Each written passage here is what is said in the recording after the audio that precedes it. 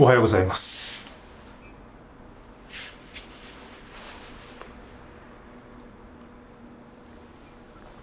今日はね、私のノートでちょっとメモしてるんですけど、消費依存度診断っていうのをやってみたいと思います。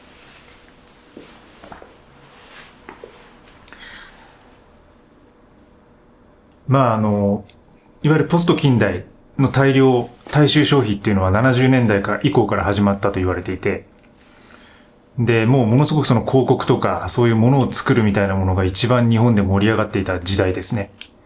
で、その時に、まず、電通が、電通戦略10訓っていうのを作っていて、これがすごいんですよ。一つ目、もっと使わせろ。二つ目、捨てさせろ。三つ目、無駄遣いさせろ。四つ目、季節を忘れさせろ。五つ目、贈り物をさせろ。六つ目、組み合わせで買わせろ。七つ目、きっかけを投じろ。八個目、流行に遅れさせろ。9個目、着やすく買わせろ。10個目、混乱を作り出せ。すごいよね。これを聞いて不快な気持ちになる人もいると思います。僕は結構不快な気持ちになる、これは。本当に物を買わせるっていう、買わせる側の人たちが、こういうことを考えてたってことですよね。で、それによって、本当に不要なものまで買わされてきたと。でもそれがあったからこそ、もちろん、社会とか国っていうのは発展しているんだけど、でも今僕たちが生きてる時代は結局はそれが良くはならなかった。もちろん、社会は成熟して生活は良くなったし、インフラはすごいし、ご飯は安いしみたいになってますけど、今でもね、変わりなくそれは続いてますよね。この今の10訓は。使わせろ、捨てさせろ、無駄遣いさせろ、季節忘れさせろ、贈り物させろ。そういうものがもうすべてのものに浸透してるってことですよね。購買にあたって。でも逆に言えば、今話した10訓の全く逆のことを行えば、これはそのままミニマリズムになるっていうこと。消費から逃れられるヒントが隠されてるってことだと思うんですよ。で、すでにそうしている人多いんじゃないかなって思うんですよね。どうですかね、皆さん。ちょっと逆でもう一回ね、繰り返してみます。もっと使わせろ。だから使わないってことですよね。逆を言えば。で、捨てさせろなんで、なるべく捨てない。捨てずに長く大事に使う。無駄遣いさせろ。なんで無駄遣いさせない。無駄遣いしないような消費行動をする。慎重に物を選ぶ。季節を忘れさせろ。だからこれは季節に関係なくいろんなものを買わせろっていうことなんですけど、そうではなくて、やっぱり季節に敏感に、その季節に必要なものをその都度買う。夏なのに、今逆だ。今冬だね。だから今冬なのに、春のね、スプリングコートを買わないとかね、例えば。贈り物をさせろ。贈り物をしない。結構それはケチなことになるけど、これは。ケチな感じになっちゃうけど、そういうことだよね。贈り物をさせろ、させない。組み合わせで買わせろ。これはいわゆるアップセルとかクロスセルの手法だと思うんですけど、これを組み合わせで買わない。だからよくあるオプションとか、何か組み合わせでこれをつけるとセットになってお安くなりますよみたいなものに乗らない。で、きっかけを投じろ。きっかけに乗らない。もうきっかけだらけですよね。いろんなマーケティングメールがね、来るし。いろんなきっかけを投げかけてるってことですよね。今は。流行に遅れさせろ。だからこれは売る側が、あなたは流行に遅れてますよ。今の時代はこれフィットしてませんよ。早くこちらを買いましょうよっていうことを促進させてるってことなんですけど、だからこれも逆に捉えると流行に乗らない。で、自分のスタイルを貫けば消費はしなくていい。着やすく買わせろ。だからこれは着やすく買わない。混乱を作り出せ。混乱しないような買い物をする。混乱しないように生きる。だから結構ヒントになるなっていうか、ミニマリズムのヒントになるなと思います、これは。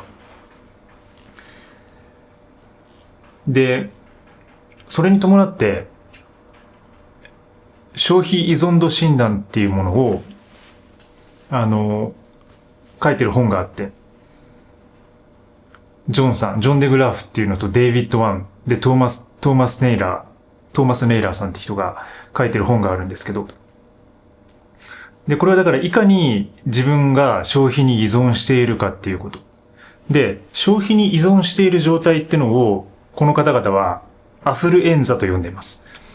つまりインフルエンザみたいな感じに捉えていて、消費に依存しているっていう症状。で、このアフルエンザの度合いがどれくらいかっていうことを測る、簡単なテストがあります。なんで今日はね、ちょっとそのテストやってみたいなと思います。皆さんもよろしければ一緒に紙とペンご用意ください。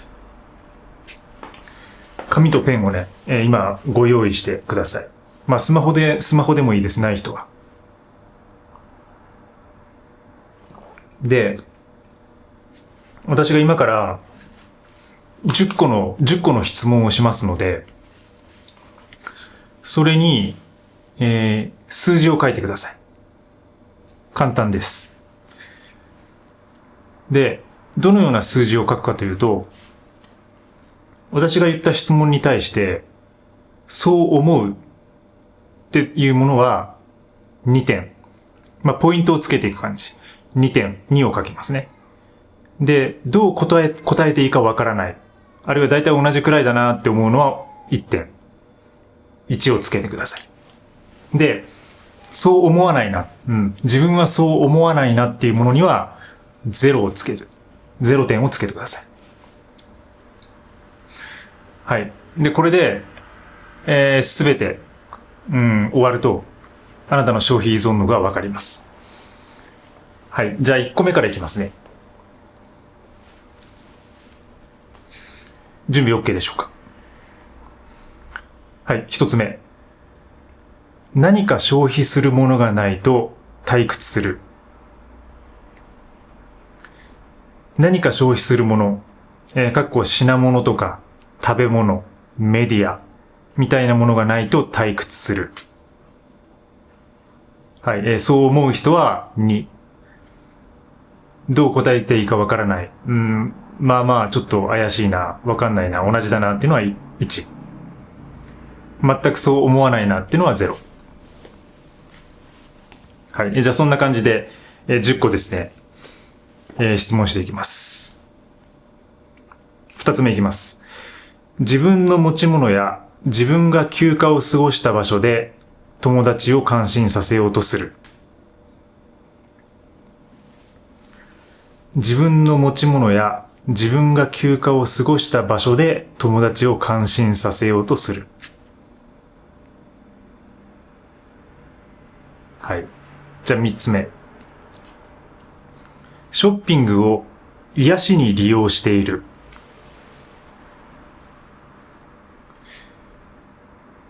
ショッピングを癒しに利用している。4つ目。何も買うものがなくても、ショッピングに行って見て回ることがある。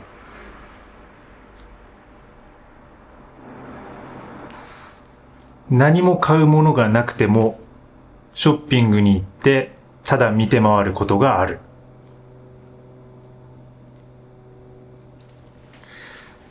5つ目。買い物が第一の目的で旅行に行ったことがある。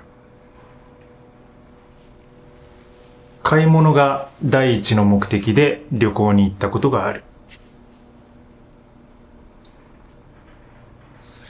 6つ目いきます。概して、人々のことを考えるより、物のことを考える方が多い。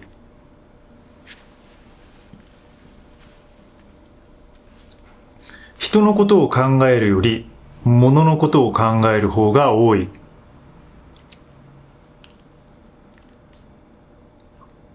7つ目。会話が自分の買いたいものに集中することが多い。会話が自分の買いたいものに集中することが多い。8つ目。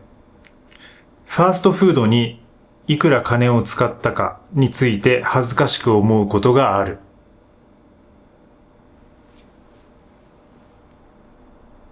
ファーストフードにいくら金を使ったかについて恥ずかしく思うことがある。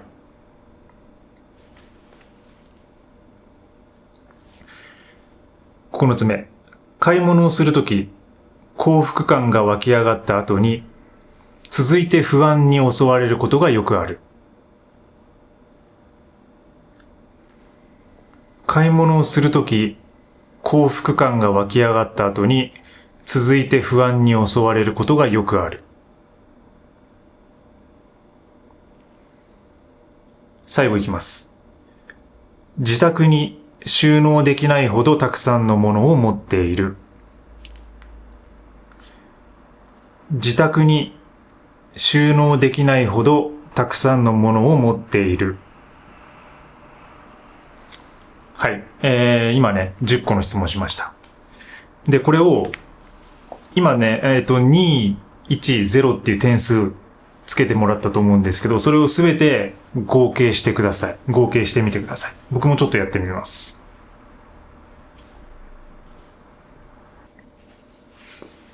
はい。合計出ましたでしょうか？はい。で、その点数がですね、まず5点から10点の人。5点から10点の人は、このアフルエンザに感染しています。つまり、消費依存ですね。消費依存症に感染しているっていう風な感じ。ウイルスがだから入ってきている状態ですね。5点から10点。で、10点から15点の人。この人は熱が出ている状態。ウイルスが入ってきて、もう熱が出始めてますよっていう状態。で、15点から20点の人はもうすっかり、アフルエンザ、消費依存症に侵されていますよっていう風な状態です。で、皆さんは点数いかがだったでしょうか？これをですね、こういうものをジョンとデイビッド&トーマスが、考えたことですね。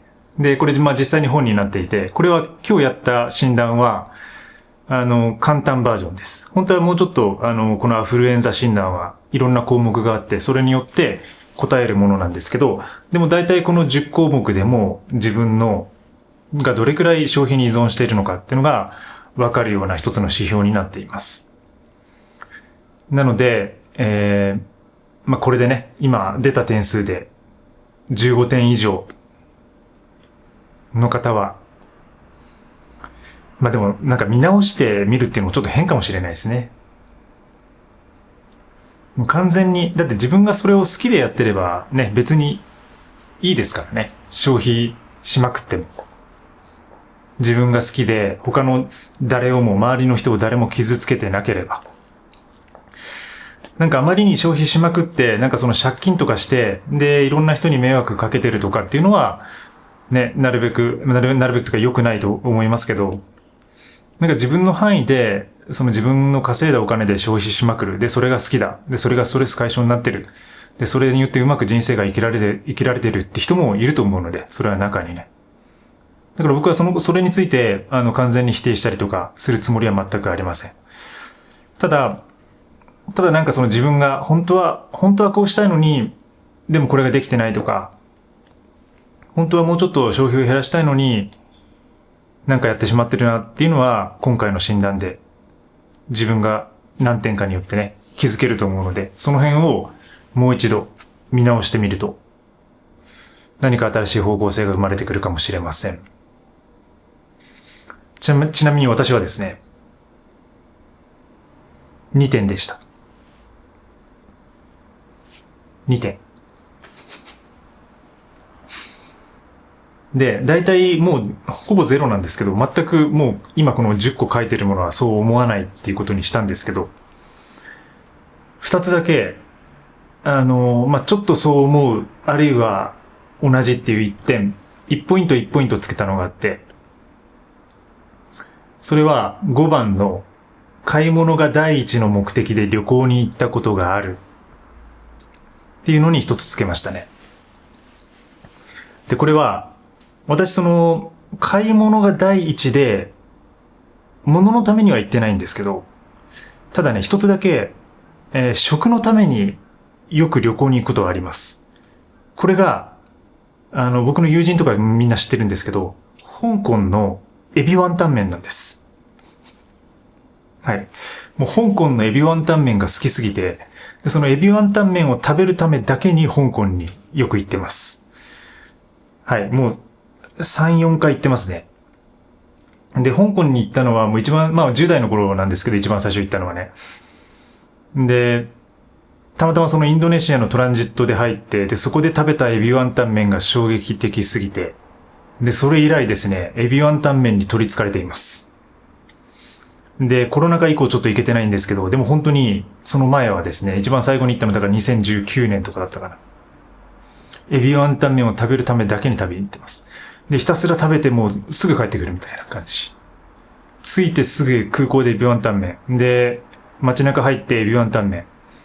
で、ちょっと散策して、ホテル入って、で、いろいろ物を置いたり、荷物ちょっと整理したり、整理すると荷物もないんだけども、お風呂入ったりとかして、で、そこからまたすぐ出てエビワンタン麺。で、翌朝、エビワンタン麺一発入れて、で、それから空港に帰って、空港で最後エビワンタン麺入れて帰る。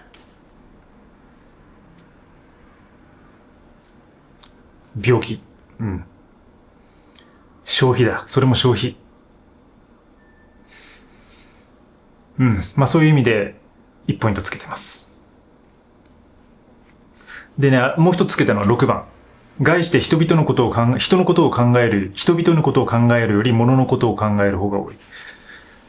うん。これも、そんなに物のこと考えてないんですけど、でも、よくさ、持ち物リストをつけたりとか、で、自分が、交換するものとか、傷んできたもので、その次新しいものを激戦するときに、こっちの方がいいんじゃないかとか、結構物に対するセレクトとか選択みたいなもの、そういうものは、結構シビアにやってるんで、だから意外と物のこと考えること多いなっていうのがあったので、これはですね、ポイントつけさせてもらいました。その2つですね。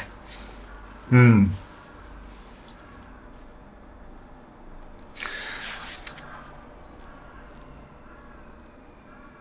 うん。だから、そういう意味でやっぱり依存しちゃってんのかもしれないですよね。いわゆるその盗作っていうかミニマリズムで物を減らしすぎることも、何かに対する執着であるし、パラノイア的な行動でもあるんですよね、やっぱね。ないことに対する執着だし、ないことを追い求めることに対する依存みたいなもの。だから病気の方向性が違うだけで、私は病気だということです。エクストリームにミニマリズムだっていうことです。で、もう一つ補足をしておくと、この消費依存度診断は、これ完全にそのアメリカ社会を念頭に置いてます。だからよくここに今出てきた言葉の中でもショッピングとか、あとショッピングモールとかっていうの本当入ってたりとか、あとはファストフードですね。ファストフードっていう言葉が入ってきたりとか。だから割とアメリカに対するアメリカ文化での診断なので、そのままね、100% 日本の状況に当てはまるかっていうと、怪しいなと、僕は個人的に思ってはいるんですけど。でも一つの目安にはなると思うので、ぜひですね、何か気づいたら次の行動に移せるといいかなと思いました。それでは、また次回。チャオチャオ。